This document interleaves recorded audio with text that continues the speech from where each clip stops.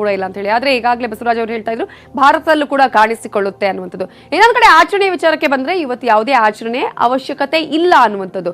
ಹಾಗಾದ್ರೆ ಇವತ್ತು ಚಂದ್ರಗ್ರಹಣದ ಎಫೆಕ್ಟ್ ಯಾವುದು ಆಗೋದಿಲ್ಲ, ಚಂದ್ರಗ್ರಹಣದ ಇವತ್ತಿನ ಈ ಒಂದು ಚಂದ್ರಗ್ರಹಣದ ಯಾವುದೇ ಪರಿಣಾಮ ಎಲ್ಲೂ ಬೀರೋದಿಲ್ಲ ಅಂತ ಹೇಳ್ತೀರಾ? ಹಾಗಾದ್ರೆ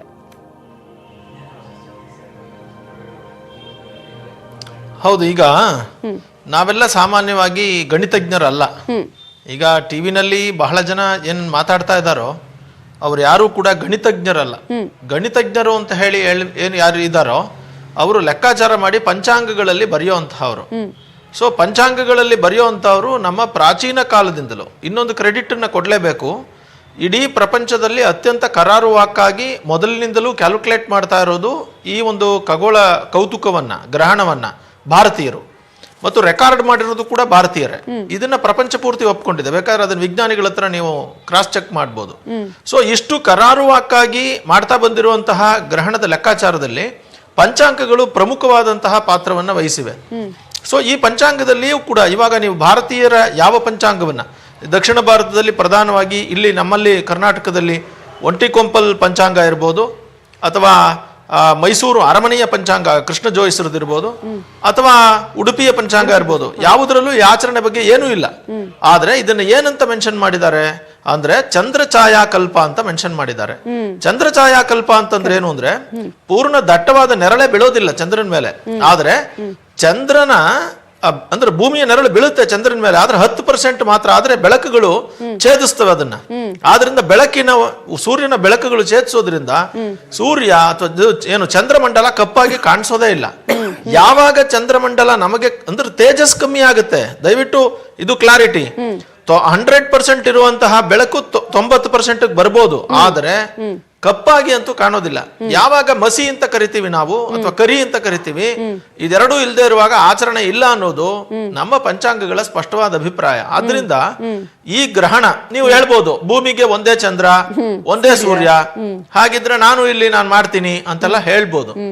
ಆದ್ರೆ ಆತರ ಆಚರಣೆಗಳನ್ನ ಭಾರತೀಯರು ಅದನ್ನ ಒಪ್ಕೊಂಡಿಲ್ಲ. ಹಾಗಿದ್ರೆ ಭಾರತೀಯರಿಗೆ ಹಿಂದೆ ಜ್ಞಾನ ಇರಲಿಲ್ಲ, ಈಗ ಮಾಧ್ಯಮಗಳು ಟಿವಿಗಳು ನಾಸಾ ಬಂದ ಮೇಲೆನೆ ಜ್ಞಾನ ಬಂತು ಅನ್ನೋದನ್ನ ಒಪ್ಕೊಂಡ್ಬಿಡ್ಬೇಕಾಗತ್ತೆ. ಯಾಕಂದ್ರೆ ಇದು ಅಲ್ಲಿ ನಡೀತಾ ಇರೋದು ಇವ್ರಿಗೆ ಗೊತ್ತಿರ್ಲಿಲ್ಲ ಅಂತ. ಇವ್ರಿಗೆ ಗೊತ್ತಿತ್ತು, ಯಾಕಂದ್ರೆ ಭಾರತೀಯರೇ ಪಕ್ಕ ಕ್ಯಾಲ್ಕುಲೇಟ್ ಮಾಡಿದವರು. ನಾ ಅದನ್ನ ಹೇಳ್ತಾ ಇದ್ದೀನಿ, ಇದನ್ನ ಯಾರು ಕೂಡ ರೆಪ್ಯೂಟ್ ಮಾಡಕ್ ಆಗಲ್ಲ. ಮತ್ತು ಇದನ್ನ ತುಂಬಾ ಸ್ಪಷ್ಟವಾಗಿ ವಿಜ್ಞಾನದಂತೆಯೇ ಚರ್ಚಿಸಿದ್ದಾರೆ ವೈಜ್ಞಾನಿಕವಾಗಿ ಖಗೋಳ ಶಾಸ್ತ್ರದಲ್ಲಿ. ಇಲ್ಲಿ ಆಚರಣೆ ಬೇರೆ, ಖಗೋಳ ವಿಜ್ಞಾನ ಬೇರೆ. ಖಗೋಳ ವಿಜ್ಞಾನದ ಕ್ಯಾಲ್ಕುಲೇಷನ್ ನಮ್ದೇ ಫಸ್ಟ್ ಇತ್ತು, ಭಾರತೀಯರೇ ಮಾಡಿದ್ದು.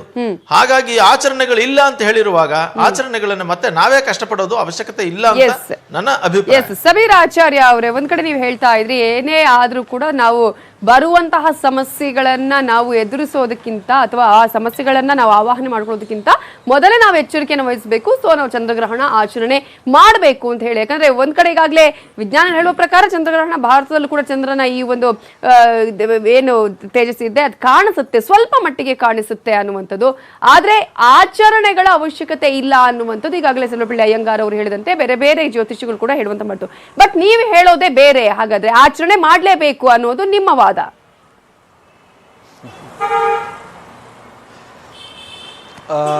ಒಂದು ಮಾತನ್ನ ಇಲ್ಲಿ ಹೇಳಲಿಕ್ಕೆ ಇಷ್ಟಪಡ್ತೇನೆ.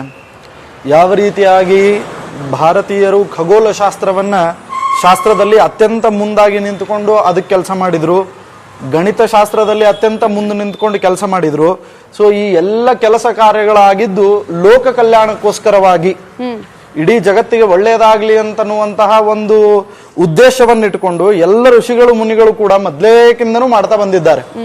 ಸೊ ಹಂಗಿರ್ತಿರ್ಬೇಕಾದ್ರೆ ನಾನು ಸಾಮಾನ್ಯವಾಗಿ ನಮ್ಮಲ್ಲಿ ಒಂದು ನಿಯಮ ಇದೆ, ಏನು ಅಂತಂದ್ರೆ ರಾಜ ಸುಖವಾಗಿರ್ಬೇಕು ಅಂತಂದ್ರೆ ಎಲ್ಲ ಪುರೋಹಿತರು, ಎಲ್ಲ ವಿಶೇಷವಾಗಿ ಋಷಿಮುನಿಗಳ ವರ್ಗ, ಎಲ್ಲ ಸಾಧು ಸಂತರ ವರ್ಗ ಅವನಿಗೋಸ್ಕರವಾಗಿ ಪ್ರಾರ್ಥನೆ ಮಾಡ್ತಾರೆ, ರಾಜ್ಯಕ್ಕೋಸ್ಕರವಾಗಿ ಪ್ರಾರ್ಥನೆ ಮಾಡ್ತಾರೆ, ದೇಶಕ್ಕೋಸ್ಕರವಾಗಿ ಪ್ರಾರ್ಥನೆ